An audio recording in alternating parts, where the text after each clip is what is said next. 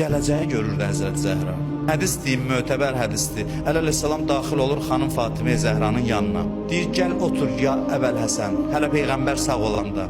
Otur sənə keçmiş və gələcəkdəkilərdən danışım. Əleyhissalam arxa-arxaya çıxır, gedir birbaşa Peyğəmbərin yanına. Daxil olur Peyğəmbərin yanında oturur, danışmır. Deyir, ya Əli, sən danışmaq istəyirsən, mən danışım. Deyir, ya Rasulallah, siz buyurun. Deyim sənə, qızımın otağına daxil oldum, Fatimə sənə dedi, istəyirsən keçmişdəkilərdən və gələcəkdəkilərdən danışım. Deyir, bəli, mən heyrətdə qaldım.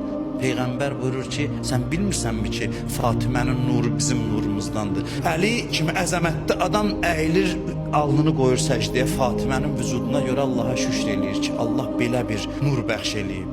Səhv tərcümə eləyirik, deyirik ki, Peyğəmbər deyib Fatimə bədənimin parçasıdır, elə deməyib, mənim parçamdır. Peyğəmbər bədəndən ibarət deyil. Yəni hələ nurlar aləmində ilk yaradılışda ki Allah məni yaratdı, Fatimənin nuru məndən qopdu. Ona görə dünyada onsuz qala bilmirdi. Çünki bu aləmdə, həqiqət aləmində onlar bir yanaşırdılar, bir-birinə qovuşmuş haldaydılar. Ruh çəkirdi. Səfərə gedəndə gəlib axırda Fatimə ilə görüşürdü. İnsan yaşaya bir ömür Fatiməni sevməyə hayf deyil o həyat.